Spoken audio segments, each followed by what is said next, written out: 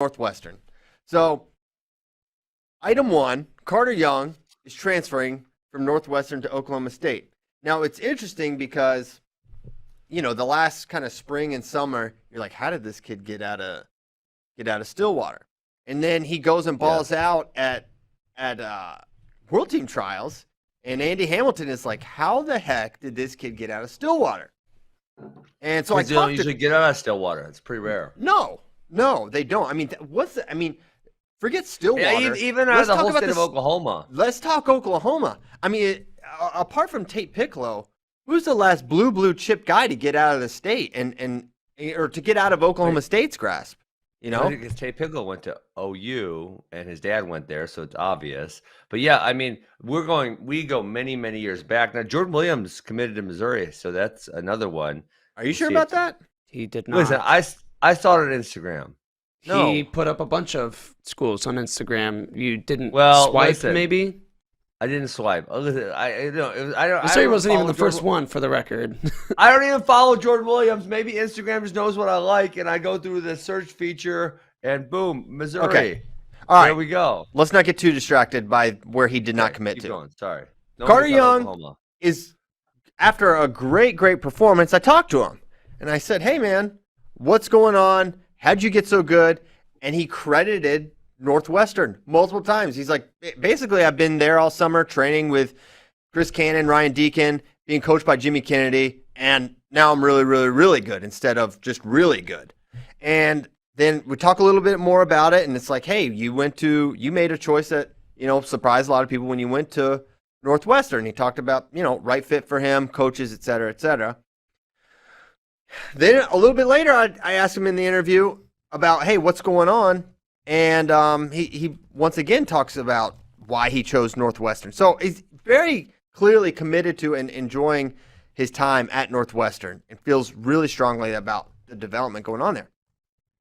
Fast forward to Friday, he's in the portal and he's gone and he's going to Oklahoma State. So what the heck happened? Is it the theories are all out there. Was it just some revisionist choice from Oklahoma State and they just got involved, blah, blah, blah, and now they reached out? But it's no, it doesn't sound like it was anything like that. It comes down to this. Jimmy Kennedy, who he credited for much of his development, alongside Andrew Howe, another assistant in Northwestern, two coaching hammers and former amazing wrestlers, they are very likely going to be terminated by the university. They have not. I know it was maybe put out there yesterday that they were fired.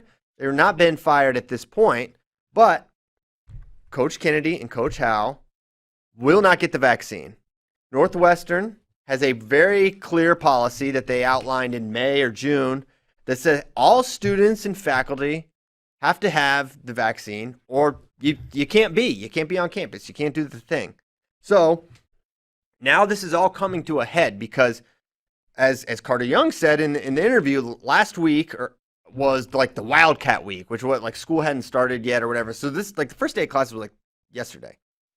So this is all coming to a head as far as when the students and when the faculty have to have the thing, and Jimmy Kennedy and Andrew Howe do not believe it's right for them to have to get the vaccine, and they're not going to do it. They are not going to get the vaccine. So now there's this staring contest or game of chicken, I don't know what you want to call it, between the university and these coaches. What are they going to do? Are they really the only two coaches in the whole athletic department? So I asked about that. Hey, how the whole rare school for that matter, because there's teachers. Yeah, for the faculty, for the staff, how common is this Kennedy Howe situation? Are there people that? And it seems like they are really sort of on an island here. There's not some faction behind them of other faculty members or coaches. It's kind of them. So at least that's how it seems. And that's how it seems from people at Northwestern, at the university. So they're kind of on an island, which I don't know if that helps them or hurts. I mean, I feel like it hurts them because they're not like a football coach. If they were the football team, it'd probably be a big deal because that's a big deal at the university. But two assistant coaches at wrestling, and the wrestling team's good, but it's not some huge revenue generator for the university. So I don't know, but I think they're waiting to see, will they really fire them? will they really fire these guys for not getting the vaccine? So I don't know if it's a game of chicken or what it is, but they're still working through the process. They haven't been fired yet. But the bottom line is Carter Young said, "What? My coaches are not going to be there. I'm gone." And he went back to Oklahoma, and he's going to be a Cowboy. And I think it makes sense. It makes more sense now than, and back then it's like, hey, is there going to be some overlap with this guy? Is he could be a 33 with Dayton and Mastro? Maybe it doesn't make sense. But in my interview, he says, I think I'm probably a 41. Well, if you think you're a 41, well, shucks, that works out pretty good for Oklahoma State. Yeah. Not to mention the fact that he's got a red shirt to play with all the eligibility concerns, and the fact that him and Dayton Vick grew up training together. I mean, they grew up training together from Sand Springs, to Stillwater, and now this. So Zoe, one of the RTC coach, the Cowboy Wrestling Club coach, has worked with Carter for a long time as well. So it's I mean, as far as a wrestling decision, it makes sense. But when I tweeted about Carter leaving and kind of some of the surprises, it's like I wanted to make a point to say there's something else going on here. This is before I knew about the Kennedy stuff, but this is not a wrestling related decision.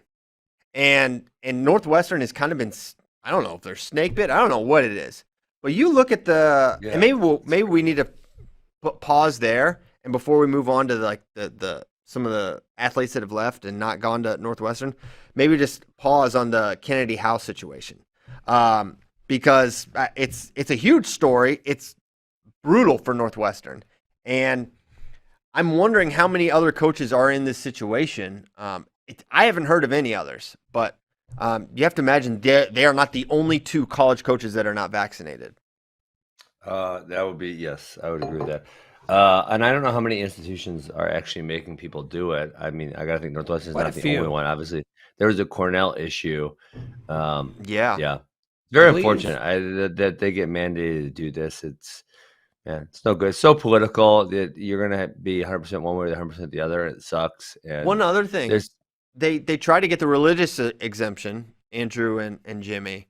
Apparently wrong religion, because no religious exemption for them. So you have to have a certain religion to not get the shot. So that's unfortunate. Really? Which one? I don't know. Whatever one they are does not pass the vaccine. You keep it a secret. Yeah. Yeah, I mean, just and I don't want to harp on this too much, but the science is not all the way out yet. I mean, the FDA committee just had a discussion on whether taking the vaccine outweighs the negative heart effects for men taking the vaccine under the age of 40. And so it's like even the FDA is still going back and forth on what the actual real answer here is. And so for guys to lose their job over this is really unfortunate.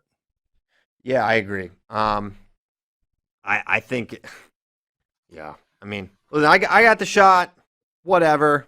I wasn't really that fired up about it, but I did it just because my freaking brother yelled at me.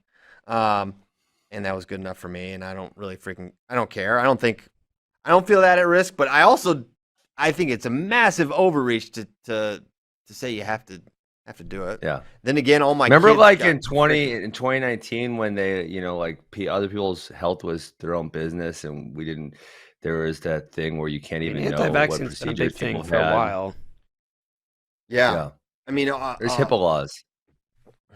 True, but not. I mean, it's all out the window anymore. It's all out the window. Vaccines to get into school. Yeah, you can go to school. Yeah, but Ben, I'm sure you had to have some vaccines to go to Missouri for any college. You certainly did to go to kindergarten. So it's not a new phenomenon. And yes, all our kids have probably been vaccinated. But here's the other interesting wrinkle of all the COVID stuff. COVID is going to still have a huge, and this is no surprise, but it's going to have a huge impact on the college wrestling season. There are many teams with large percentages of their teams, the wrestlers, do not have the vaccine. Anywhere from some teams 15%, some teams 50%, some teams maybe more, many teams less. Their guys are not vaccinated. The athletes are not vaccinated. And so what does that mean? So many of them had it last year, and it's pretty crazy to acknowledge that natural immunity is not even being acknowledged in the slightest bit anymore. And on top of that, if you look at healthy 18 to 20-year-old males, not meaning no pre-existing conditions, meaning they're actually in really good shape, they're not obese, the effect on them is negligible. Right. So, looking at some of what are the impacts of not being vaccinated versus being vaccinated as an athlete. So if you get contact traced and are not vaccinated, you're automatically out 14 days. So 14 days, if you get contact traced, which that means I sat next to JD Hold on. Are you sure this is true? Because now in my daughter's school last year, she actually somehow didn't get contact traced one time all last year. We were in person. This year, no masks, in person, and we might be in the Wild West out here. And if they get contact traced, they let you know, but you don't have to stay home unless there's symptoms. Okay, so like last week, for example, they're like, Alex was potentially in a class with someone who got corona. Please watch out for symptoms, but she can still come to school. Yeah, well, I don't think. For example, so that's not the case with. It's not your daughter's school. It's not your daughter's well, I'm saying here's what I'm saying here. The point I'm making, Christian, is the rules between contact tracing last year and this year are significantly different. Well, not maybe at your daughter's school, but at these universities, it is different, or the same. I guess you could say. So if you are not vaccinated, this is a fact. This is the rule. And I don't know if it's a rule for every university, but it's a rule for at least a university, and I think it is across the board. You're out 2 weeks if you're just contact traced. But if you are vaccinated, you do not have to sit out. So I'm vaccinated. I sit next to JD. JD contact trace. I'm cool. I'm not vaccinated. I sit next to JD. He's cheating off my test. And I'm out for 2 weeks because he's a cheater. Can you believe that? And I thought people with the vaccine could still get it though.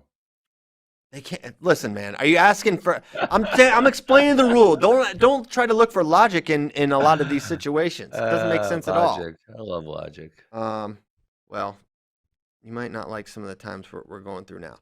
So it's going to have a huge impact. These teams are like, okay, I want my guys to get vaccinated so we freaking don't have guys. I mean, everything we were talking about, is still on the table, right? We were talking about this all last year. Like if someone gets popped right at Big Tens, they're out for Big Tens and NCAAs, right? Well, this many guys are not vaccinated. So these teams are like pulling their hair out saying, okay, how do I get these guys to get vaccinated? But I can't make them. You can't make them get vaccinated.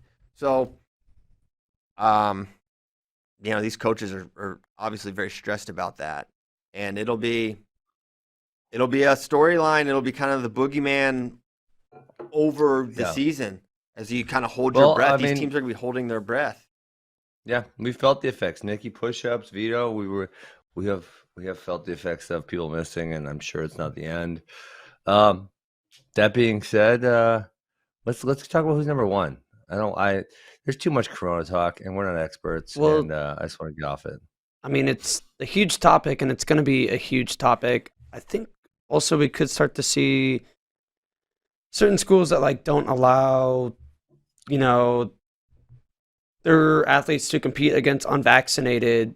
Oh my athletes. God, damn! I don't think that can be true. I mean, there's football. Full Israel, Iran. That's crazy. I mean, how are they going to be able to do that? Trying to create second-class citizens and violating HIPAA laws. Yeah, tremendous. Yeah, I don't think it's good. I mean, there's no football situation where that's happened, and not every Big Ten to Big Ten. There's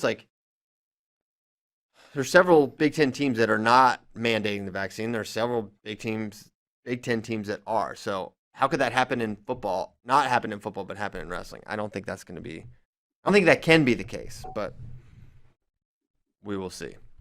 It's just something I'm worried about. That would be a very scary place that America's gotten to if that would be the case. And thinking about Northwestern, I just think it's just bad luck because the team is good. The wrestlers are good, right? But look at this list of transfers. Stefan Micic, Sebastian Rivera, Jason Surtis, NCAA champion, now Carter Young, even going back to Johnny Sebastian. And then they're snake bit with Bryce Brill, who's a huge recruit and always hurt. And Lee Munster didn't pan out. And then they had flip commitments from Michael Beard, Anthony Cassiope, Nick Reenan.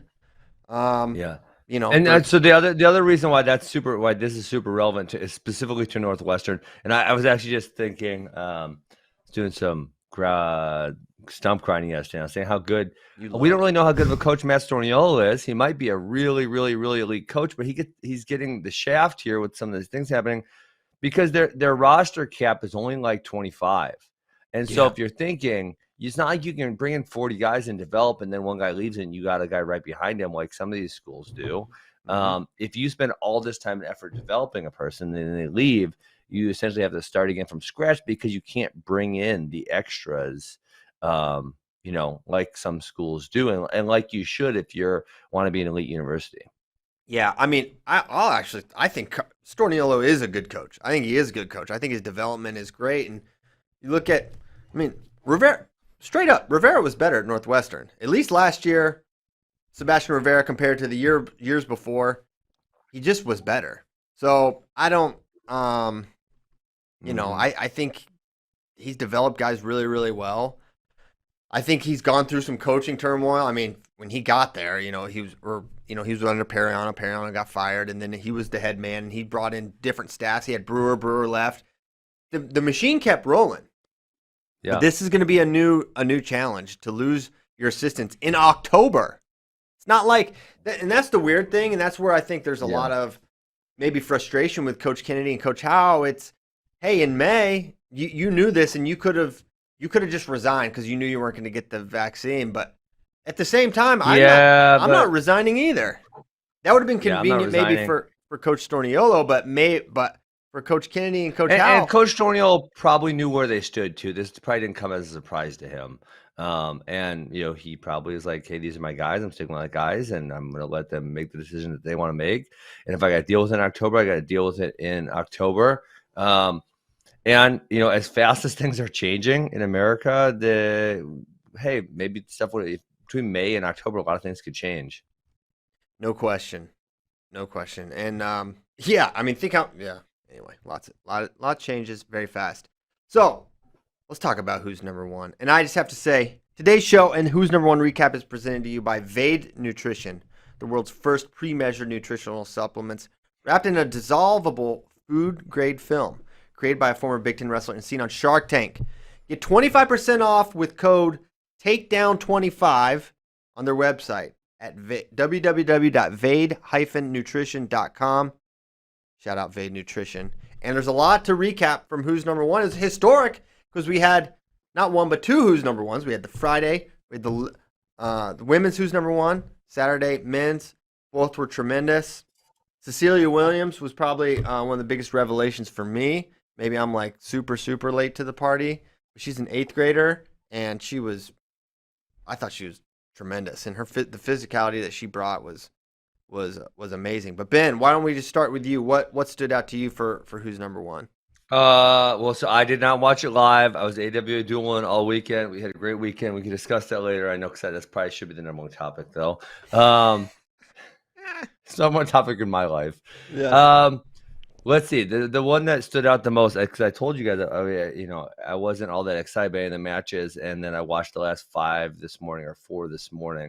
I think the best one was obviously Swiderski and Jesse Mendez. It was a great match, and it was a good match without any context around it at all, right? If you just put this match on the mat and said, "Watch this match," it was a great match, action wise, back and forth, both guys.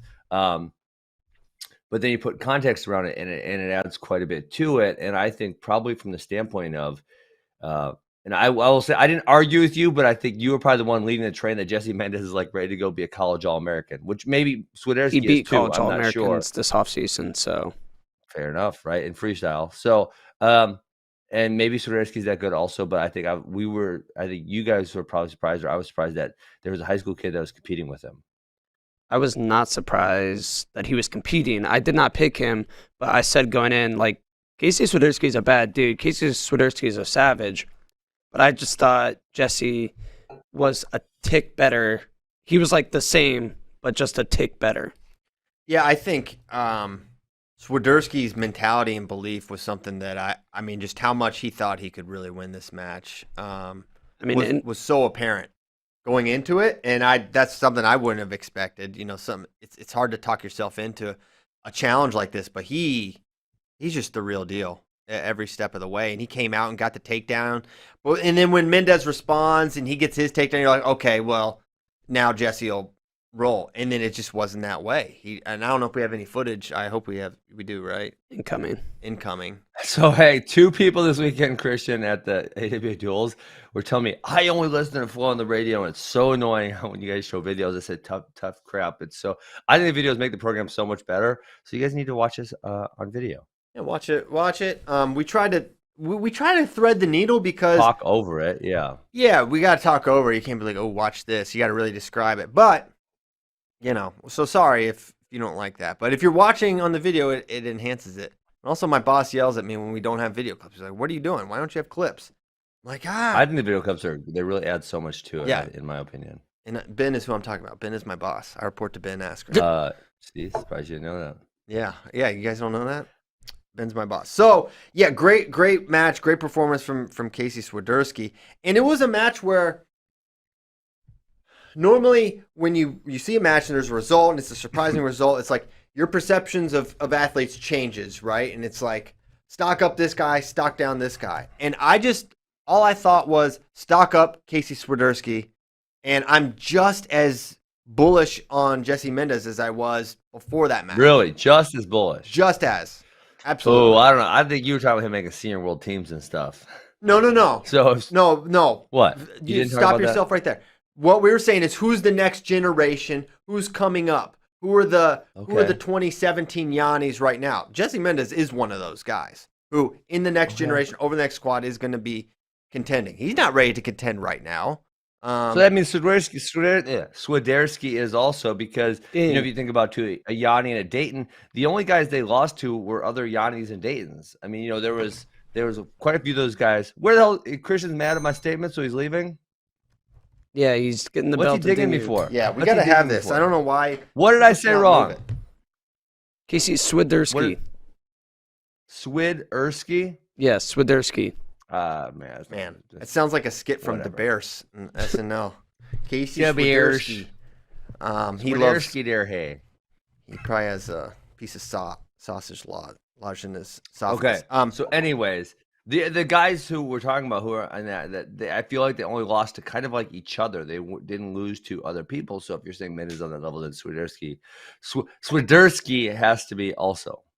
Yeah. Well, I don't know. I mean, I don't know, because this was not like a fluke match where Swiderski caught him on his back. No, sir, not a fluke. It was surprising. I mean, he was coming off a loss in the Fargo finals, which is why it surprised me that I just didn't think he showed promise, but he wasn't ready to be on this level just yet.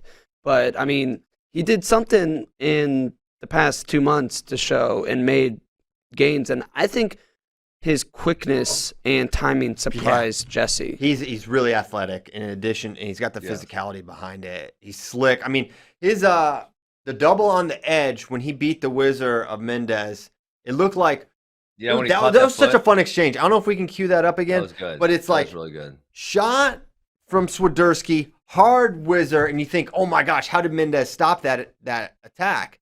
And then there it was. Limp and then catch foot. It was really. And then limp arm hard and catch him, and all the while you're having to drag toes on the edge because it's the high school, the college out of bounds rules.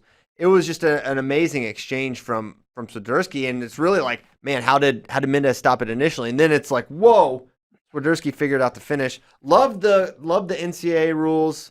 I think we're gonna keep. What did you think about the cautions? Oh, don't even.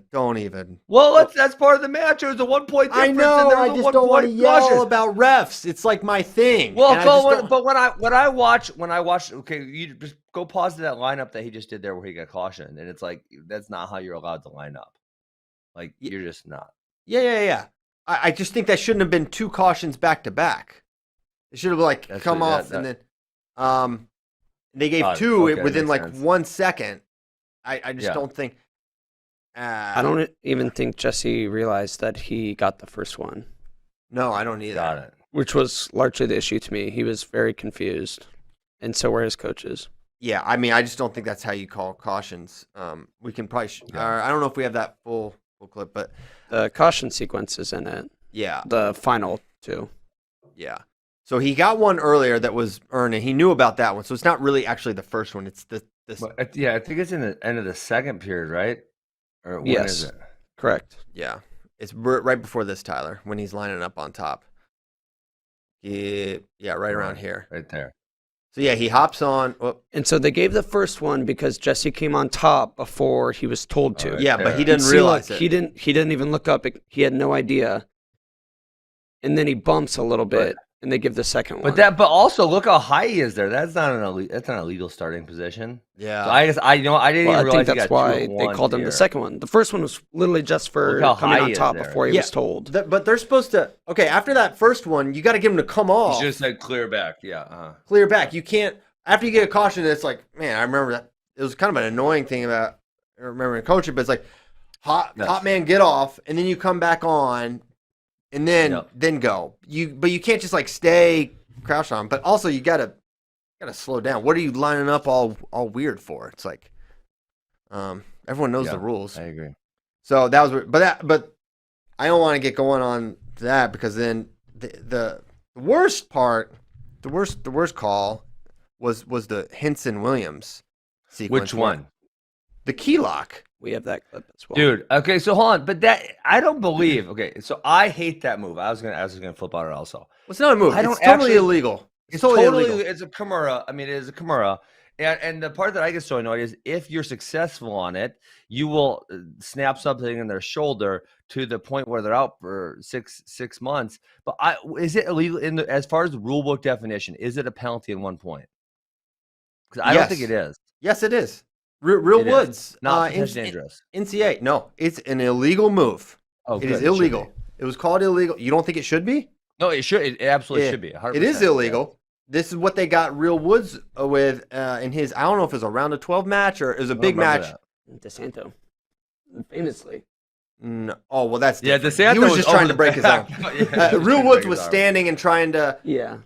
trying to get a little cute takedown, but it's So- 100% illegal. Yeah, but then the injury time, so then Henson gets down, and that is the point difference too. Yeah, It so was it's a huge part of the match. 2-point swing. Yeah, 2-point and swing. then- It's just not. There's no folk style, freestyle, Greco. It's not. It should never be legal in any. Not type of- legal. It's not legal. Jiu-jitsu, only jiu-jitsu. It should be legal in jiu-jitsu because you are trying. That's we're breaking arms is like a goal. It is not a That's goal the of goal. wrestling, and it's not a wrestling move, and it's illegal. It should have been called illegal, and Yes. he should not have had to give up choice. And Right, so if someone does something illegal and then you take injury time, it's still injury time, right? That's what I was thinking about this, and I think it is. it is still injury time, but you don't give up choice if it's caused by an illegal move. Oh, okay, great. I mean, Yeah. that's how it should be. I wasn't sure.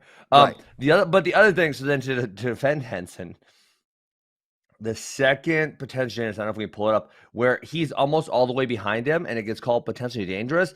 At the point at which it got Yes. on the single leg, at the point at which it was called potentially dangerous, it was no longer potentially dangerous. There was no point where he was going to put force on the hip or the knee at that point. That point had already been crossed. That threshold was already over, and he was at the point where now he needed to secure the hip. So the fact that they called it potentially dangerous at that point in time, that was really frustrating because we're like, nah, he's past that point. There's no more threat to the knee or the hip. Well, I think that is a super nuanced position where you have to really, really know wrestling positions in the human body. 1, 2. Can we pull hold that on. up I in take the a little reason issue. or We no? don't have it. I take a little issue with the call when the guy puts himself in that position, right? That too, yes. It's like, man, you Jordan Williams, put your knee in the compromised position. Now, is that a reason to let something go and have someone get injured? No, I don't know. But I don't like the idea of incentivizing flexible guys to make their knees look weird so they can get out of a potential scoring situation for their opponent. I think that's so I agree. I was actually talking. Unfortunately, we had a couple kids get hurt this weekend. It's actually 3 shoulders, but one of the kids. And listen, the refs should be protecting, but one of the kids was in a power half and didn't want to go over, and it did eventually get stopped. But before it got stopped, his shoulder actually got hurt. I think he separated his shoulder or something. But I was saying, like, I wrote an article many years back about how potentially dangerous, if outlawed, might actually make it safer. and this is more for college kids than high school kids.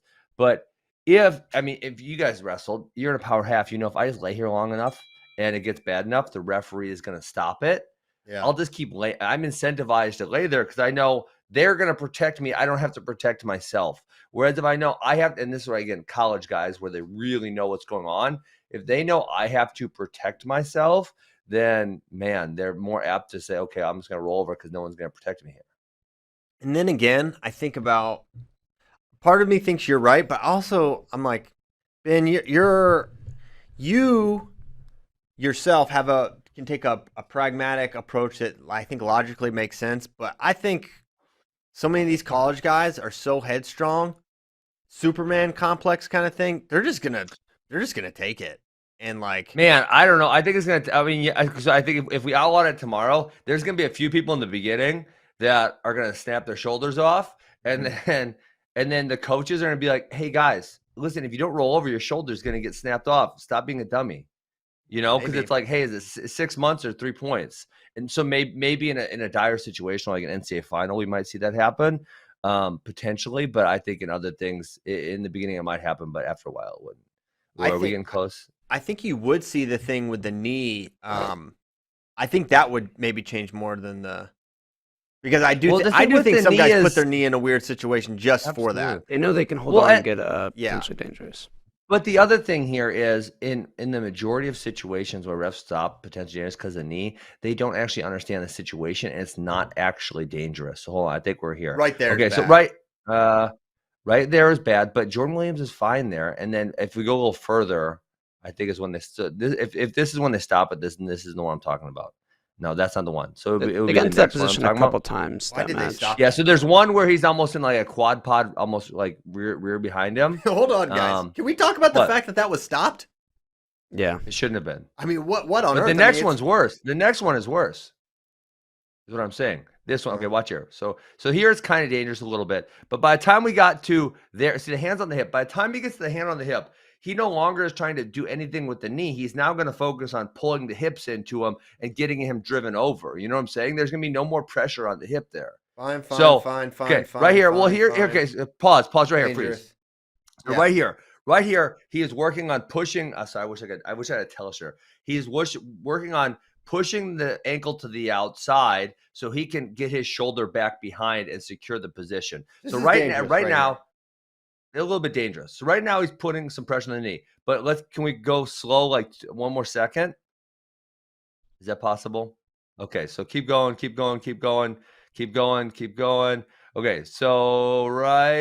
little more. Right now, as he's capturing above the knee. So now his left hand's above the knee. His right hand is going to go up to the hip. Okay, so go a little more. But he stopped as he gets here, he gets to here. Right, but look, he stopped it before that. But when we switch the hands, we know what's coming next. He blew the whistle before the switch. You could see him. No, his hand was here. His hand was on the left hand when he blows the whistle. Look at the ref's left hand. That means we're gonna pull here and go here. Ben, you have like a total pie in the sky hope for officiating and like your expectations for the understanding of the position about it's like. It's never going to be that way. Like the knee's in a bad spot. Stop it. And he's been in a bit. But the thing was, Christian had been in a bad spot for about 4 to 5 seconds, and now it's getting out of a bad spot, and we're calling it as it's getting out of the bad spot. It had already been in the bad spot, and we didn't call it. Yeah, I agree. I agree that the situation had improved, but he wasn't around the hip. But before he blew the whistle before he was around the hip, he was still down below the leg. He was getting there. Yeah. Getting there, but it's like, you want them to be too it's just you're a little idealistic. I mean, listen, that's where you go. You go there, and then you go there. I mean, it's I thought that was a fine. I thought that was when you stop it. I thought the other one was like crazy, like late and like just a basic whizzer limp arm situation that got stopped.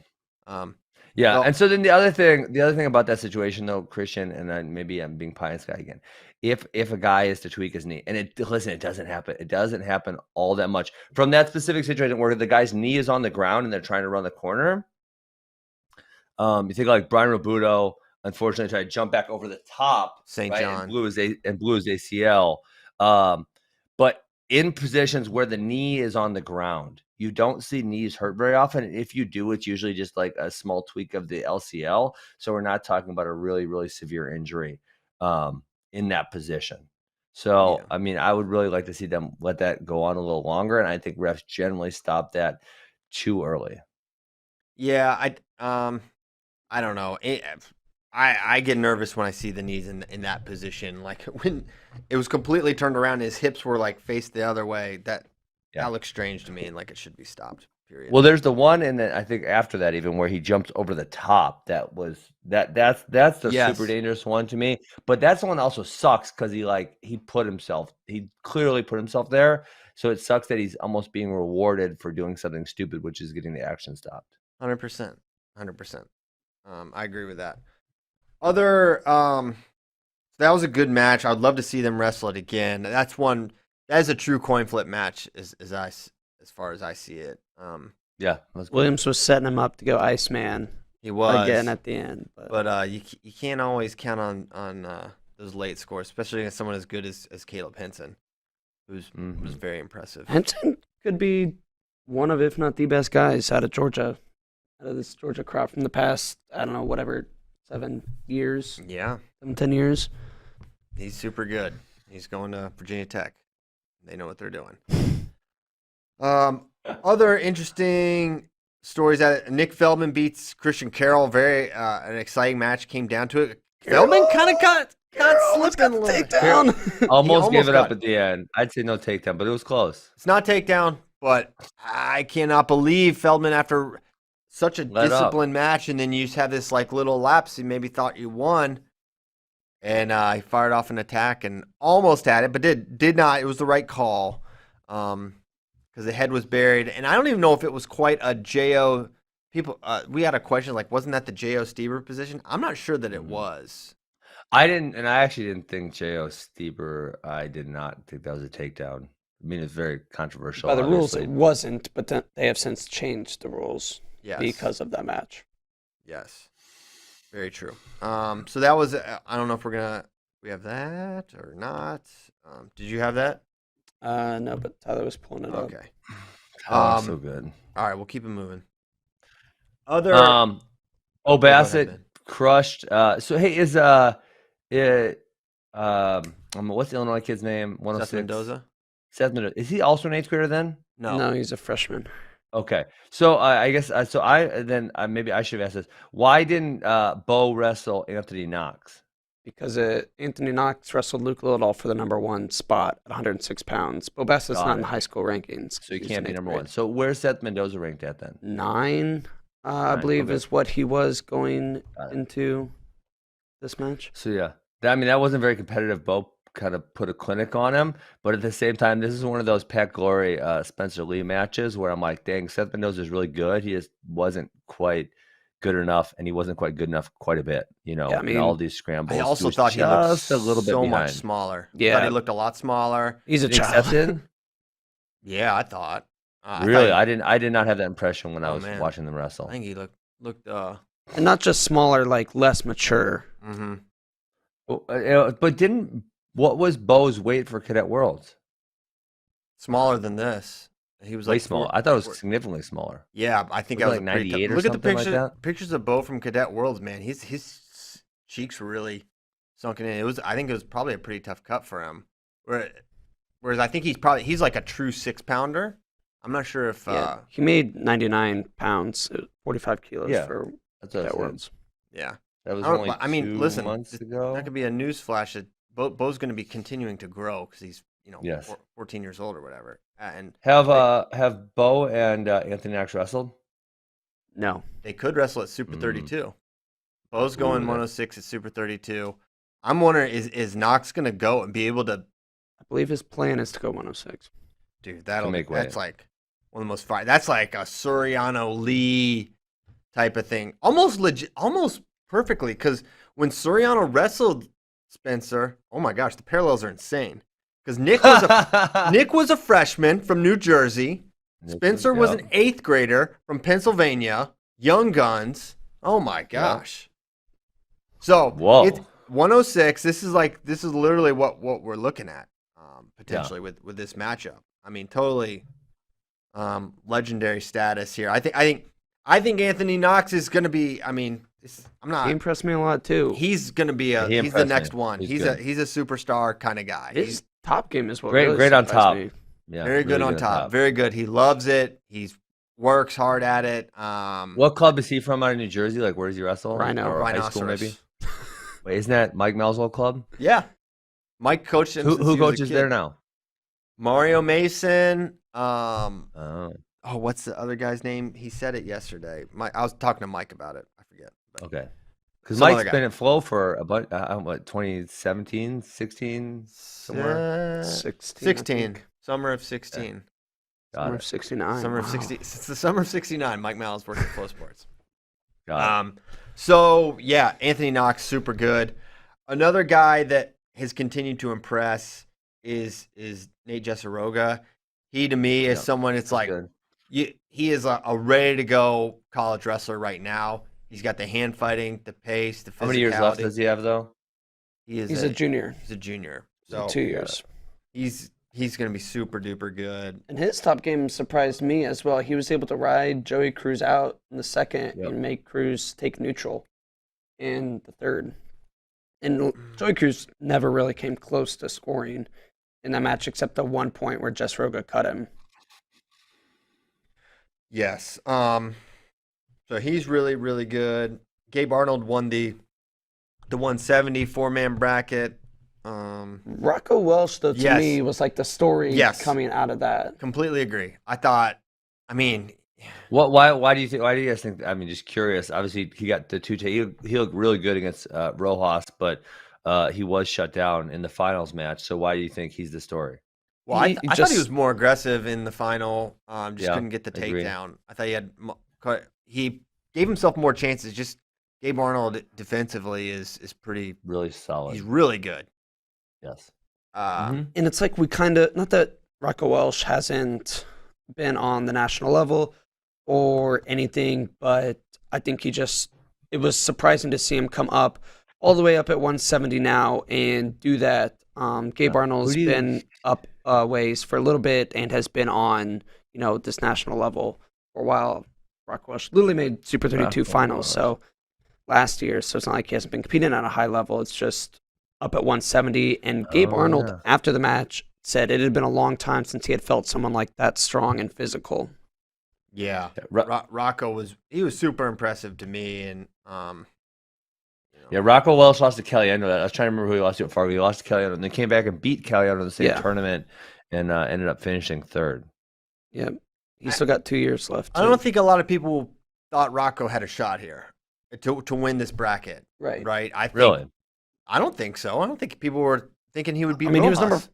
he was number 4 coming in. So Yeah, I don't think a lot of people were, and he was truly, truly impressive. As we had a question: is Bo Bassett gonna be the first 5-time Who's Number One champion? It's certainly possible. I mean, look at what he just did. You got to figure he's gonna be towards the top of the rankings every single year. Well, has there been anyone that's you competed in it 5 times? Well, no. technically you don't have to because Jesse Jackson. has been multiple. This was Jesse's third, but he's been in 2 4-mans before this and won it. Got 2 wins last year. So if he would have won this year and next year, he would have been a 5-time winner. Nice. Yeah. So we just got to put Jesse in a 4-man next year. Absolutely. I'm excited to see Bo Bassett at Super 32 against Anthony Knox. I was really impressed by Anthony Knox. Luke Lilladal is obviously good. And what he was a silver or bronze at Worlds, but I also watched Luke Lilladal.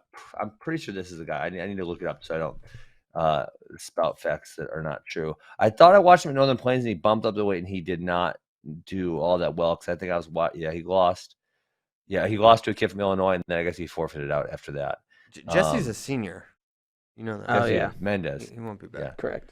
Maybe so we just he need can Jesse. wrestle the red shirt. Yeah, he's not gonna. He won't be in Who's Number One again. Fair enough. Okay, Fishback Nelson. That was a impressive win for Dylan Fishback. I mean, the stall but call. the stall call was really the thing there. Like, go ahead. wasn't Gavin Nelson ranked at 220? I thought. Yeah, he And you wrestled guys moved most him of. down. Yes, because he wants to go 195 in college. So he's Got kind it. of like 197. or 197. 197. Yeah, so he's getting ready for Got it. that. Okay, makes sense. Anything else before we put a bow on WNO for the time being? Swiderski, Arrington. I was disappointed we didn't get to see Myers. I mean, there's obviously a few injuries. Myers Shapiro, I would do him go. Hopefully he's at who's number one. Jackson Arrington looked pretty good, but I wanted to see both of those guys against Myers Shapiro. So that was unfortunate that he didn't get to wrestle. And then who's the other one that? Oh, I wanted to see Mark Anthony McGowan versus Jesuroga. That would have been fun also. Yeah, I mean, shout out Joey Cruz for stepping up and taking the match and making 120 on super short notice. He's a big guy for the weight, and he made it. It was less than a week notice. Less than a week's notice, and he did. Appreciate him coming. He's a super. There's not a lot of weights where you have like that good of a quote replacement, but Joey Cruz is only one of them, and he represented himself. But Jesuroga just clearly continuing to improve. Excited to see how much better he's going to get as a junior. He's super good, and I'm curious where he's going to go, because Iowa. He can't go to Iowa because you have two of his teammates there. Well, can he or can't he? I mean, I don't know. How long? You have Drake Ayala and you have Schriever. But is that really going to be? Iowa seems to always figure this out. Every time we say, I don't know, how's it going to work? How's it going to? Well, things have a way of working themselves out. They love backlogging 25 and How big do we really think? But Drake Ayala is only going to be a 25-pounder. I think he's. But between those two, between Schriever and Ayala, they're going to be 25, never making 33. 25. Schriever's too big, and So also Schriever's it's not like going to start. I don't think. Maybe Schriever won't start, but I think you look at. I like Cullen, but I think Drake and Jesuroga are better prospects at this point. Yeah. Because if you look back at Iowa and you say it's worked out, but it just the guys who aren't good enough haven't started. So what was the kid from Minnesota that was a Cadet World team member that he never got Cashman never got a starting spot, and there has been other guys that maybe would have done better had they gone other places and gotten the opportunity to start, and then maybe that would have assisted them. So yeah, I mean, there's gonna, and like a Schriever was I don't know, he was top 3 probably out of high school, and now he's looking like he may never start. So it doesn't work out for everyone. Well, I don't think. When's the last time? I mean, I think it's Gilman Clark is the last time there's been like a pretty equivalent guy, right? When I say these things have a way of working themselves out, there's a clear number one. There's a clear pecking order in Iowa historically over the last couple of years, right? And Clark Gilman was probably the last instance where it wasn't super clear. Gilman won Midlands. He beat Delgado and Gerard Garnett, I think it was that year. And Clark had lost. So, but other than that, I mean, Cashman is clearly not a guy that's going to contend for a spot at Iowa. He's not an All-American or national champion. I mean, it's talking about good recruits that go somewhere, and then because part of getting better, and you can do it the other way, right? You can do it as a backup, but part of getting better is getting the coach's attention, getting the sparring start, getting the reps, getting all of those things. That helps immensely at getting better. So when you put yourself in a spot when you're clearly not going to be that guy, that's going to be counterproductive to your wrestling. And listen, like you said, some guys deal with it fine and they get a lot better, but there's a bunch of guys who don't. Yeah. And I think Cashman was always kind of a question mark as a recruit. He had the Cadet World spot where he was a surprise when he made the team. But I don't think anyone was like, this is a guy that's going to be a superstar at the next level. I don't think he's the best example. So anyway, bottom line, Jesuroga to Iowa makes all the sense in the world to me, and I don't think there's some logjam. I think if Drake and Nate end up on the same team, I think they'll make it work, right? DeSanto's going to be gone soon. Spencer's going to be gone. There's red shirts to play with. There's weight classes to play with, and I think it'll all work out. Now, if that's where Nate wants to go, I don't know, but I don't think lineup construction is going to be the reason Nate Jesuroga doesn't go to Iowa. That's all I'm saying. Yeah. No logjam. All Got right. it. I wouldn't necessarily say, like, I think it's still very much up in the air where he goes. Yeah. Yeah. Very, very, very possible. Okay. Also, special shout out to Takedown for the uniforms and helping us out with some other late gear issues. The uniforms were awesome. So Those were fire. My favorite Who's Number One uniforms yet. I thought they looked super, super sharp. So shout out Takedown. Those were really good.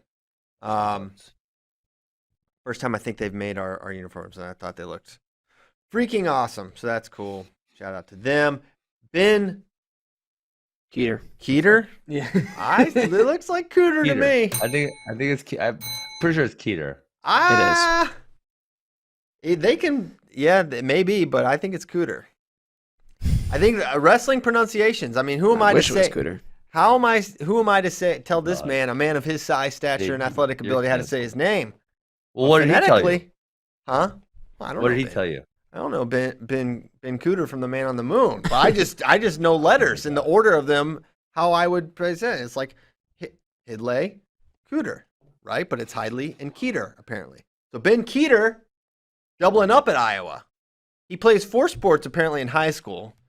Going to be a total slacker when he goes to college and only do 2 sports, football and wrestling. And pretty good get for the Hawkeyes. Now, I always am like dubious of how is this really going to work out for the double sports. Who's the last Yes. really Seriously, successful Hockett. Hokit from Fresno? But Oh, how he did did a he good do? The All-American in both. But He All-American in both. the same year? I think so. He'd be the last I know one. that I know that Josh Hokit placed at 197. But I just don't remember. I thought he got like way more into football the year after that, and then did not recapture the magic. Well, then he also went on to get drafted, so Right. to pretty the good. 49ers, That's not kinda- to the U.S. good military. stuff. Right. I know many of you are wondering which branch of the military. No. Did he place his senior year? That's what I don't think he did. I don't think so. Oh well, that was Or was it the Corona freaking- year? that was Corona the year. Corona year, where I don't think he was going to play stuff. no one was allowed to place that year. Yeah. Okay, so it's pretty rare, and I don't know what it's. I feel like you're gonna have to probably sort of pick one, but maybe that's a decision for later. And I don't know, but JD, do you know anything about his football? Like how He's good very is good at football. Very good at football. Very good at football. What position Well, he's is he? gigantic. He's 220, super athletic. Yeah, I believe he's Probably a a linebacker. Yes. Nice. I feel like the requirements of I don't know. The obligations at Iowa may be different than Fresno State. Just like especially from a football team perspective. Yeah, and so if like we'll see. Maybe you can do they it. go to a bowl game, like That's We're in mid-January. January. and Iowa has a legitimate shot at making the playoff this year. They're ranked number 5 right now.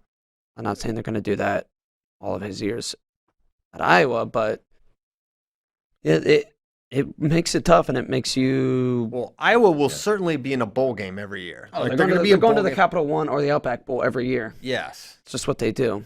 they love Outback. I mean, it's a great. You can't beat Outback. Ben, do you like Bloomin' Outback? Onion, oof. What? Oh my Outback, the food Yes. or the Australia? The Australian Outback, they're being pretty authoritarian. I don't really want to go to Australia anymore. I used to want to visit there, not anymore. Okay, And, we're I talking haven't about a been to bloomin' Outback onion, not the Steakhouse. freaking authoritarian regime yeah. or whatever. Dude, it's bad. You should watch it. I did. I'm anyways, aware, Ben. It's terrible. I have not been to Outback Steakhouse in a very long time. But you know what? I'm starting to like steaks more and more. I didn't really love steaks, and now I freaking love steaks now, You Christian. call yourself Last an week, American. I ordered myself a steak on the way home from practice. My wife's like, "What? You just get whatever you want on the way home?" I'm like, listen, you didn't make dinner. I'm getting myself a damn steak, woman. What? Holy crap! Yeah. Yeah. Bold way of speaking to Miss Amy Asker. Hey, I love steak too. We're big steak family. Big steak family. Fine meal. All right. So Ben Cooter Keeter going to Iowa. Good get for them. I'm pretty Also, sure it's the- Ben Keeter. You guys are It's dating Keeter. him a few times. It's cute. I've already been dinged, but yeah, I did ding him. It probably means that Iowa picked up the scholarship. So it's kind of like Football, a free you mean. recruit. do you mean football? Or yeah, Football. obviously Iowa picked up the Figured scholarship. figured Iowa would be involved in the But scholarship. football. It'd be really nice of Nice. Iowa State to do him a solid and pick up the scholarship, but let him go to Iowa. But But then it's also like if he starts actually doing something in football, parents might be like, "Hey, It's like, hey. you still doing that wrestling thing?" yeah, you sure, buddy? Yeah, 'cause actually they're paying the bills. They get to make the calls. Right? Exactly. And here's my question: Is Ben, as I've always called him, is he going to be someone who could, football is basically your life from what summer to we'll call it December 30th. Is he going to be so good at wrestling that he's just going to be able to show up January 1, start practicing, and Yeah. be really, really good as a D1 wrestler? Good start for D1 Iowa wrestler, good? Iowa good. Yeah. D1 wrestler starter for Iowa good. That's my question. That seems like you got to be super special in wrestling to be able to make it. But he's at the right weight class to do it, right? Yeah. If he were Heavy Chevy. if he were at 84, 97, Yeah. not that there are many of those guys that are football players, but it'd be a little tougher. So Hey, what did Nick Feldman weigh in at? Because he obviously was bigger than Christian Carroll, but not by didn't look much. like he was He's like 5 pounds too bigger big. than Like, him. so he was like 235, 240 or what? Something like that. Yeah. Yeah, Okay. I thought Not even I 240. expected there to be a little more of a size difference, and then they wrestled, and I was like, he's not Carroll's that huge. much. Carroll's big. He's real big. Yeah. And I don't feel like size played a factor in that match really at all. No. No, I don't think so. Okay. Also, shout out to those guys doing head cartwheels and stuff. Shout out. They're not huge heavyweights, but you still don't see that very much at heavyweight. They're bigger regardless. than us. They're bigger Well, than us. you. Maybe not Ben. Ben's a big guy. No, I'm not over 200 pounds. I decided to be a little healthier. You're down to Yeah, like I'll what, probably- 3 I'll bowls of probably- ice cream a week is all. Well, I really very small amounts of ice cream, and I picked up the intensity on the workouts because I just, I decided being fat was like a huge lack of discipline, and I'm not an undisciplined person, so then I'm just not gonna be fat. It's simple. Yeah. I I was prohibited from working out for a 4-month stretch, so that probably did not help my shape. But now I'm cranking it up. good for you. I would rather work out a Mhm. lot and eat what I want than Yes. do. Yeah. I think that's the way to go. Big That's time. the move. Okay. Yes. Do we want to do this 141 bit here, JD? I think this could be a fun topic. Do Sure. Let's do it. Okay. So we've been Let's going through do the it. best weight, weight by weight, best to not win a title of the past 10 years. 141 is going to be spicy. So here's the best 41s to not win a title of the past 10 years. Joey McKenna, Mitchell Port, Devin Carter, Hunter Stieber, Montel Marion, I'm not going to say Jay Nyman because he could still win it. Jimmy Kennedy, Bryce Meredith, Boris Novachkov, Luke Pletcher. I'm definitely not going to say Real Woods. Wait, Montel Marion was not in the last 10 years, guys. Yes, he was. 2011. When did he graduate? 2011 was his last year. I thought 2010 was. I thought 2010. Are you sure 2010 is not his last year? I think he's the same age as Max, and Max. No, is you're 2010. right. JD's right. He wrestled 2011 Okay. NCAAs. He had the crazy loss to Mike Thorne where Thorne jumped the whistle and the ref didn't get in there, and Tom Brands got really mad, and I think he lost a team point. If I'm remembering correctly. Sounds about right. So yeah, Let's see. who is the best? I know All right, you're so going Devin Carter. That's pretty obvious. Devin Carter's what? He's two weights, 33 and 41. Speaking of Devin Carter, let me go back before we put a bow on who's number one. G move of the night was not from a wrestler at who's number one. It was Kevin Dresser sending David Carr to who's number one. He was in the corner. He was around the guys. Cool guy. Everyone loves David Carr. Why not have your best wrestler around all the best wrestlers in the country? I think some other coaches took notes and were like, how are they able to do this? I think you're able to do it. He's just a little bit ahead of the curve. And so, all the Kevin wrestlers Dresser's good at finding those niches, huh, Christian? Oh, yeah. Because I remember back in the day, the Virginia Tech days, he would say, like, yeah, I just bring Devin Carter where I go, and he's my number one recruiter. He's like, the kids love Devin Carter. And now, same playbook, but now with an NCAA champion, David Carr. Smart move. Kevin Dresser. Savvy man. Turns out he's a good coach. And he's an honorary Virginian, whether he likes it or not. What he did at Grundy and Christiansburg, that makes you a Virginian. He's from Humboldt, Iowa. I think he's a Virginian through and through now. We will certainly claim him.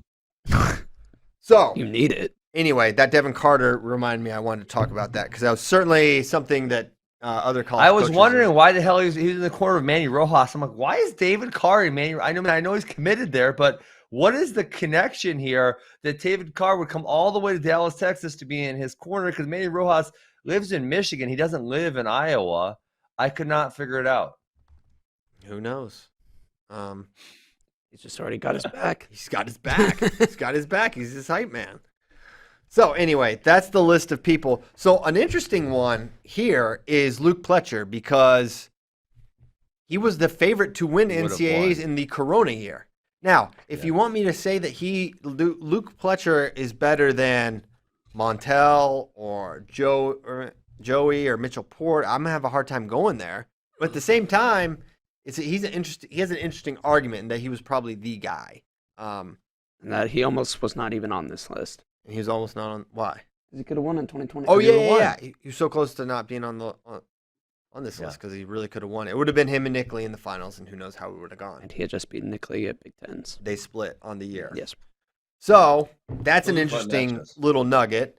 And then you look at someone like Mitchell Port. It's like, all right, you lost to a 4-time NCAA champion. It's like, all right, he was super good. But the one year it looked like he would probably be in the finals opposite Logan, and he got beat by Evan Henderson in 2014. So it's like, all right. And Hendo got him, and then he wrestled back for third, I think. Mitchell did. Then there's Montel Marion, who was right there as well. So who do you say, Ben? I mean, when I looked at the list, my first take was Joey McKenna. That was the first thing I thought. Second thing was Luke Pletcher would have been NCAA champion, but he had some other years that weren't really that great. So I think it's probably Montel Marion. Wow. I know. I want to go Montel too. I got to do too. He was. So I don't even good. think Real Wood should be on the list. I don't know why he's on the list. I have no- I just toss on. You don't Listen. have to throw daggers at Real Woods. Do we have to throw daggers? The daggers are thrown at you. And he's the dagger's thrown at you. And it's not like he's made, these other guys are made the NCAA finals. Well, I was just literally thinking. I put a bunch of names on there. It's audacious. So Audacious. for McKenna, let's look at his NCAA losses his last 2 years. His junior year, he lost 1-0 to Bryce Meredith, who ended up losing to Yanni in the final match. And he didn't go under Bryce. And then he kind of waited a little while to get it going. And then his NCAA final against Yanni, which was crazy. Some of the calls were weird for sure. And it's like, man, maybe he should have won that match, but he didn't. He beat Nick Lee that year, who is an NCAA champion. So McKenna's got some wins that make you think. And then the fact that, okay, so if we're going to say, one way to think about this, Mitchell Port lost to a 4-time national champion. Was it his senior year? That he lost to Logan? Yeah. Yes. So his senior year, he lost to Logan, a 4-time champion. Close, too. Sort of. Not really. Yeah, it's not ever really came. It wasn't like Yanni, Joey. That's true. My point is, all right, if we're going to give Mitchell that benefit, maybe does Joey get that benefit as well that he lost to Yanni, who could be, when it's all said and done, a 5-time national champion, whatever. That's something to also consider. So that makes me want to give him a little more weight. Then you look at Montel Marion and the wins he had throughout his career. He beat a lot of really, really good dudes. And 2 finals. Yeah, he lost to Kellen Russell and lost to Kyle Dake, another 4-time national champion. Wait, yeah, he wrestled in the 2012 NCAA finals too. That was 2012 he wrestled. Are So you yeah, he's sure definitely he's that young?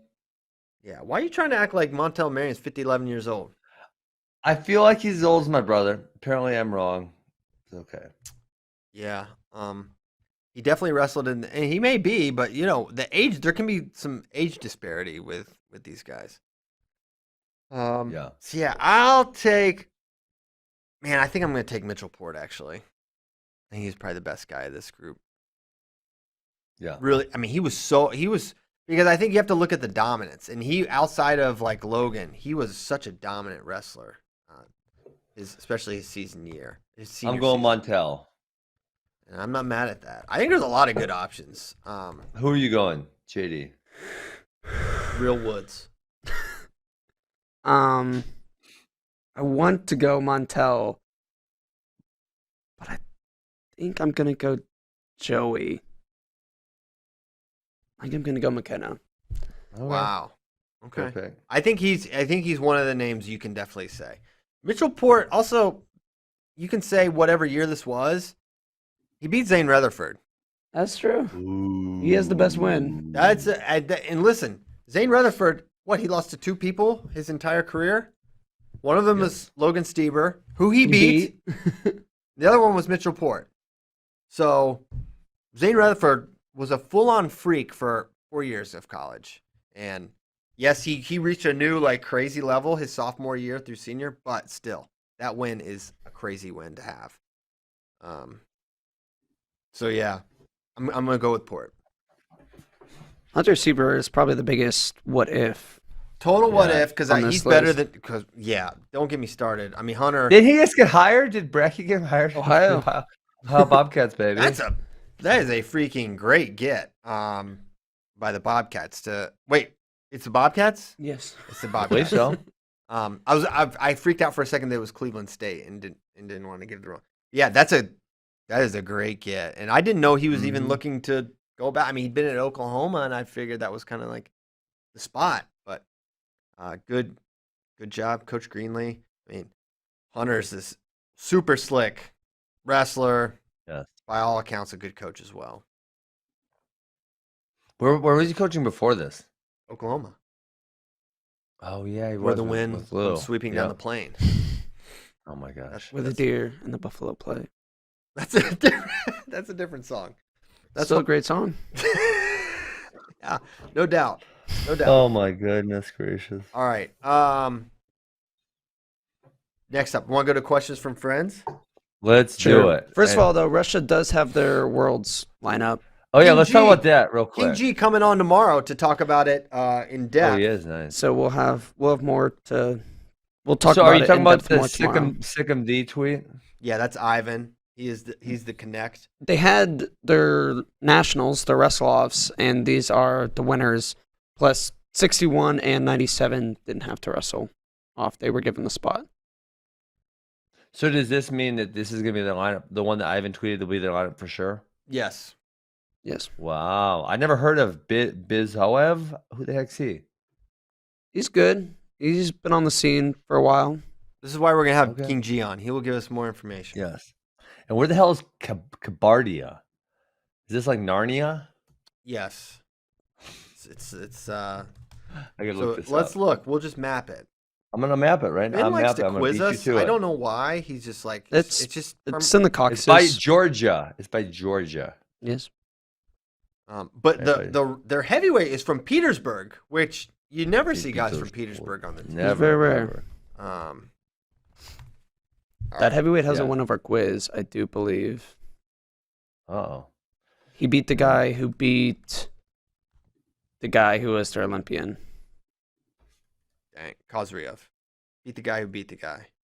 To be the man, you got to beat the man who beat the man. And As I've they- always said Dang. that. as- They're 70s from all the way over by like Mongolia. Yeah. Is that Oh, Buridia? Is that where Yeah. that is? Yeah. Like by Lake Baikal. Petersburg, this guy's going to be not that far from his homeland because that's not far from Mhm. Norway. Okay. No, not at all. This is where people love map talk. I know that. Map talk. So great. Map talk online. Social Okay. studies with Spay. Yeah. Now let's go to questions from friends. Question for Ben Askren. Many international wrestlers are going seatbelt from a single leg. Is this something yeah, you such recommend a for good high position. school wrestlers, or should they I stay reckon- on the single and finish? I recommend the shit out of this position. Wow. we'll go off. King. we spent about it. spend so much time here. Well, because from a seatbelt position, you can force them towards an out of bounds line, which is going to provide a whole bunch of benefits in freestyle.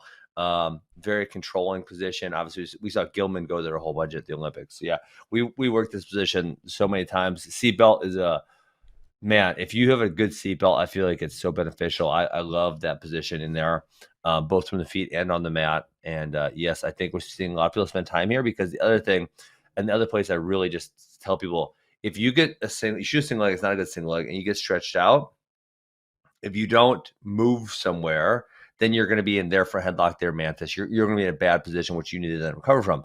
If you're in a single leg and it's starting to get stretched out, boom, you can switch to a seatbelt, and now you're in an advantageous position. You're not in for headlock defense or mantis defense. You're in a seatbelt position. Mantis toboggan position. That's not Know what what I'm you want to be. Yes, I do. Doctor, So, man. yeah, Dr. I love Mantis toboggan seatbelt. position. I got my seatbelt though. I got the rib crusher from there. Dude, you don't want to feel that one. Bust a watermelon open with that. We could do it live on show Thursday. I bring it. Yeah, let's If go. you want to get watermelon over your basement, yeah, go for it. Yeah. Hey, you No, know what? I'm in your studio Thursday. Oh, I forgot. Yeah. Yeah. Ironic That's right, because I'll Ben rib crush on Askren. Christian. Ironic because Ben Askren doesn't wear a seatbelt. He doesn't even like seatbelts in real life, but in wrestling, they're the bee's knees. Seatbelt. You know who else used to use seatbelt was Jake Herbert. He loves seatbelt. Now it's becoming very popular. Did he Great really? position. I remember he Oh, yeah. when I think of Jake Herbert's finishes, I think everything was backdoor, and that yeah. I feel like that was Jake like Herbert his, loves the seatbelt. okay. Promise you. Interesting. Yes. I Mhm. believe you. Hey, you would know. Yeah. You would know. Okay, next question. Why wasn't Who's Number One held at a bigger venue with a larger crowd? Well, it's hard to find venues for one. You guys should rent a Cowboy Stadium. Yeah, we should just get the Cowboy. That would be easy. Talk to my good Damn friend, straight. Mr. Jones. Mr. and- Jerry Jones, and they've been playing football in that recently. I don't know. God. I didn't ask for details.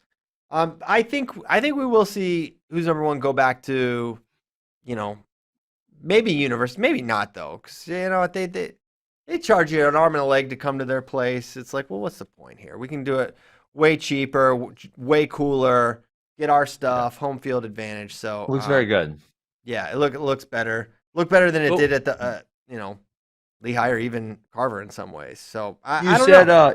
you said home field, Christian, but why didn't you hold it in Austin? Dallas is a good 3 hours up the road. You couldn't find Still- one good venue in Austin. No. Literally. Really? Literally no. Literally no. Yeah. WTF? Austin's WTF too indeed. popular now. It's very popular. Wow. So yeah, I would not rule out us having a bigger venue, larger crowd, but man, you go to you guys are maybe overstating the I would rather have some scarcity for the tickets than like a giant place with Well, yeah. what? Yeah, it's gonna be hard. I mean, it's just gonna be hard to get someone to pay and travel. It's not a team event. It's not a world team. I mean, even for the world team trials, man, they didn't sell Yeah. that place out. So exactly. I mean, we're starting to see Come crowds to a high school for event. wrestling, but it's usually around the NCAA championships, a Big Ten championship, something where there's teams involved, right? And where there's a team component to it, where it's like, how many ties from a high school kid you have? You have ties to one kid. Are you really gonna pay the $400 for the plane ticket and the $150 for the hotel to go see one high school kid? And the answer is probably not. Yeah, I mean we've had we were at Lehigh many years. Iowa. We had a Final X in Lehigh and like hardly anyone showed up. We've had Who's Yeah. Number One there. Not many people came. Even Carver Hawkeye was like good, but not. And wasn't no 5,000 people there. That's for darn sure. It's also unfortunate when it's that big. It's that and big. It doesn't get like filled. Like there can be an intimate setting with less people is better than a large venue with more people, but it feels empty. Yeah. Mm-hmm. Yeah, just a little more hype. So I don't know. I'm not ruling out that we wouldn't go back, but there's not 15,000 people that are trying to watch a high school all-star match either. So Also, this is separate. I'm not saying travel to Who's Number One, but a lot of people are like, oh, why would I watch Who's Number One? It's a high school event. Statistically speaking, not all these guys are even going to pan out in college. Anyway, the level of wrestling that goes down at this event is crazy. It is insane. far surpassed anything from 10 years ago, even 7-6 years ago, high school wrestling, the level at which these high school sophomore, junior, seniors are wrestling is ridiculous. Yes. So it's still fun to watch, and I would recommend watching, even if you don't watch any other high school wrestling. Yeah. Here. Super high level. Speaking of, from PD3 Dumpster Fire, the girls' WNO was clearly more entertaining than the boys. Is this freestyle versus folk style, or just the way the matchups went this year? I think a little freestyle folk style. I think a little matchup. I think matchups matter a lot, but man, the ladies just let it fly a little bit more, right? I think the guys are calculated. They understand any mistake could really be punished. Where it seemed like the ladies just let it all hang out and just see what happens. The pin total was literally doubled by the lady. There were 3 pins. There had been 3 pins in the history of Who's Number One. There were 3 pins Friday night. Can you name the 3 prior to last night?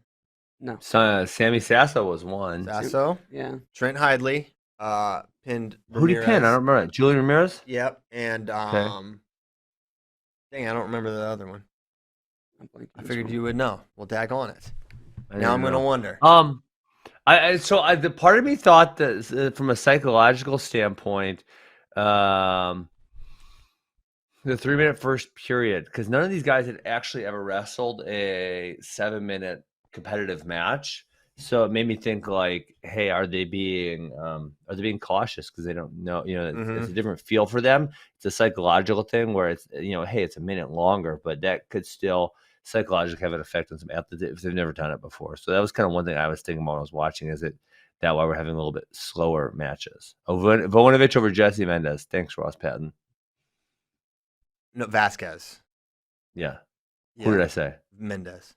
Oh, yes. That's right. He power half and pinned him. That's wild. Okay, doke. Next question from our friends. All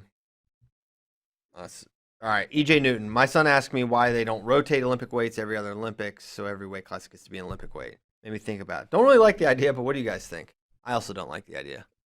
Yeah, just tap your weight. I don't know, kind of not bad. Kind of interesting. Then you're making guys bounce. But then we figure out how much weights matter. We figure how much weights matter. We already know how much weights matter. Because, a lot. Yeah. Well, I don't think anyone's questioning that. I don't think that's how we find out. We already know. It's just that the IOC won't. So then we're making all Olympics specific to certain size guys. You just hate James Green. Yes. Well, I don't. If you moved it, then you're still doing that. If you but you always give him a shot once every 8 years. You gotta give us a shot. Once every 8 years, give him a shot. right. Leave heavyweight, rotate the other 5. I'm in. All right, from Tommy the Reply Guy. If more rosters get decimated by coaches or athletes refusing to get the increasingly mandated COVID vaccine, then leaving the programs voluntarily or not, do you think we're at risk of universities deciding it's not worth the hassle and begin cutting programs? Yeah. We're quite a ways off from that. Yeah. I don't think so. Yeah. From Hedgehog Day. Oh, Hedgehog Day, sorry. Why does Kylie Wilker keep her right hand on the mat when keeping distance? And why does Kennedy Blades have a walking routine instead of standing? I don't know what that means. Talk about what does that mean? A walking routine instead of standing. What is that? I don't understand what that means. All right. I thought the first part was sort of interesting, but I don't know. Maybe we'll just move on from that one. Yeah, skip that one. FRL memes. With all the talk of wrestling and AI, do you ever see a world where humans and robots could peacefully coexist? You know what I want to do coexist. But... You know what I want to talk about? AI wrestling robots. I've been obsessed with this topic. I brought it up 3 times in our high school practices. I want to talk about AI wrestling robots, Christian. That's what I want to talk about. You're not gonna be able to pin a robot. There's gonna be I want to make the robot wrestle, but it's gonna be really difficult. Yeah. Because and you know what this has made me think a lot about is how much more simple chess is than wrestling. Chess is intellectually inferior to wrestling in many orders of magnitude. Wrestling is so much. Question this. Oh, certainly. No one's ever thought about this. Everyone thinks they think chess, intellectual people. No, wrestling has the intellectual capacity needed to wrestle at a high level is significantly higher There are because billions of chess, options and you can only variables. make like this, hey, what's the little horsey piece? It can only go like this. It can only go like an L, right? That's it. Can't do anything else. Doesn't matter. It can't do it at different speeds. It can't do it at different powers. Can't do sneaky moves. It can't be like, hey, I'm going right and then I go left. Can't do that. Correct. Wrestling, I can shoot a single leg like 700 different ways. Different speed, different power, different angles, different setups, different finishes. So many different things. The intellectual capacity to wrestle at a high level. And then on top of that, chess, you get like 90 seconds to make a move. They have a little clock there and you get to ding it. Wrestling, you try to do it and take 90 seconds, you're going to get pinned. Don't even think about dinging that bell. Well, I thought I would demonstrate. You got to make a ding. decision like that. Yeah, and you're under mental stress in chess, but it's mental and physical stress in wrestling. Yeah, I mean, I don't think there's anyone that would question it. I mean, maybe some nerds would, but come on, dude. Some nerds. They're just biased though. There's no way. There's no way you can make a real argument. Right. Ben, we can go deep dive on the Danaher Friedman podcast when you get down here because I listened to it and it is incredible. It's awesome. That's like homework for everybody. Go listen to that. Is it really podcast. that good? I still haven't it is listened so to it. good. It's so good. I I made so many people listen. I texted it to so many people that they're gonna listen to it. Yeah. But I cannot believe when they were talking about the AI. Well, they weren't talking AI wrestling robots. They were talking AI grappling robots. They did not bring up the power balance component to it. It didn't make sense. They brought up the intellectual part of it only, but that's not grappling and wrestling aren't only intellectual. There's so much more to it. No question. I guess I got to listen. John Danaher going to be in town this weekend. Actually, he's moving to Austin, Texas. Yes. Really? Yeah. How many? So who on the Ryan's Danaher already Death here. Squad is moving to Austin? And They're who's all over here. there? They're They're just all different here. clubs, but But it's I all thought they here. were disbanding. They are, but they they're all all moved here. to Austin. So why are they disbanding but all moving to the same place? That doesn't make a lot of sense. Because they all love Austin, but not each other. Oh, so there's personality. So Don't. JD, No. you've already said too much. No, my take on it was someone wanted to stay in Puerto Rico, someone wanted to move back to New York, someone wanted to go to Austin. That was kind of my understanding. JD, tell us the truth. There's nothing else he will say. That On is air? it. On air? On air, What off about air, when I get to Austin? no air. Yeah, that's it. Then I get There's- the truth. Then I get Yeah. the truth when I get to Austin. Okay, well, we'll See see you what's there. up. Hey, what are you doing this weekend? Are you going back home? When do you fly back? You should come to I'm WNO flying back on Championships. Friday. I'm flying back on Friday. Why don't you I change gotta watch that? my kids. I gotta watch my kids. And I do Which- private lessons. I got stuff to do. Which kids are we talking about? Your biological kids or your athletes? Biological, and then I'm doing some private lessons on Saturday. Also, Dude, coaching practice Saturday on and Sunday is going to be insane. Why? WNO Championships on Flow Grappling. On what day? Saturday? Saturday and Sunday. Wait, why is it a 2-day event? Because there's five bracketed tournaments, 2-day How many? tournaments. How many? 8-man? 4-man? 8-man. 8-man. It'd be absolutely epic. They got I'm like- wrestlebacks or just front side? Yeah, wrestlebacks. I instituted Nice. that actually. It's like, dude, Good. They should let these guys Jiu-jitsu wrestle. backs. Yeah. No, Grapple backs. no closeouts. Grapplebacks. It's gonna be freaking fire. Everyone's Yeah, gonna be there. the notion that not to pick on jiu-jitsu too much, but the notion that people would actually pay to go to Worlds, and if you lose one match, you're out. That freaking sucks. Yeah, it's not. I mean, there is bronze, but I think you have to. You have to make the semis, You have to or make you, the that's how it semis. used to be, at least. Yeah, I'm pretty sure that's how it is. Yeah, I think they should do grapple backs or whatever you want to call it. It'd be good. Mm-hmm. I mean, it's the same for wrestling at Worlds. Well, it's a little different, but yeah, it's I mean, not. you could go 0-1. Yeah, you can go on one for sure. But Yeah, I mean, that's but, at the but World also, Championship.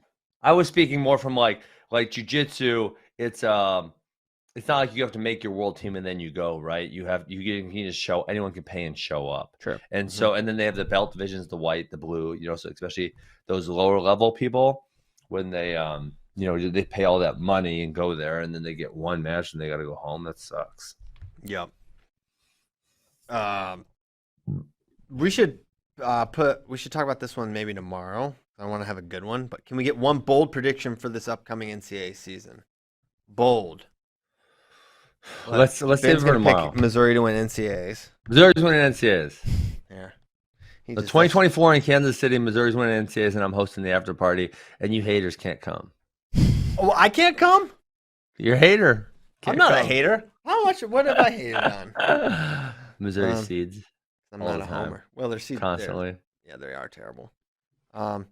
Okay, last one from at some point today. I don't think you were shamed enough for trying to shoot down an AJ versus Gable match this season. Why do you hate fun? Yeah, why do you hate fun? Shame Christian. All right, Ben did shame me then, and I felt shame, but I just think it's just So much fun. So much fun. so fun. You know what, AJ, just do it. Whatever the score is, Listen. it would be a good amount of fun. You cannot deny that. The pain will not happen at your expense, Christian, so go all in. You're right. I think logically, it's like, oh, well, why would AJ do that? It just makes no sense. Why do we to need me. logic? Yeah, why? Yeah, true. Let's I do mean, it. listen, here's AJ. AJ says, hey, WWE, I'm going to bump up and take on Gable. And, that is going to be the start of our budding rivalry over the course of the next 20 years. So, you sign me also, and then I'll start talking that smack. We'll start the rivalry. He'll beat me in wrestling. I'll come back, and I'll beat him for the WWE Championship belt, baby. That would be epic. And one of those things would be an actual real competition. That would be exciting. Yes. Okay. Such a hater. Come on. Hey, Nice. Jesse Delgado fought for the first time last weekend, and Bo Nickal is fighting for the first time this weekend. Yes. A lot of people seem like, I don't know. I fielded a lot of Bo Nickal related questions over the last week. Is like, did we not? What do you mean? Is he done? Is he just doing MMA now? That was always the plan. I thought understood. What was the plan? Yeah. Post-Olympics. Post Olympics, Bo's a fighter person. And, A fighter yeah. person. And so now he's going to be fighting people and not wrestling people. Fighter as much. person. I'm sure he'll stay at. But he's going to be a good fighter person. Yeah. Ben basically says every good wrestler will be a good fighter person, but that's not always. I mean, listen, even the really good ones are even when they're not good, they're still pretty damn good. Yeah. Yeah. So, Mid-tier UFC is still pretty good.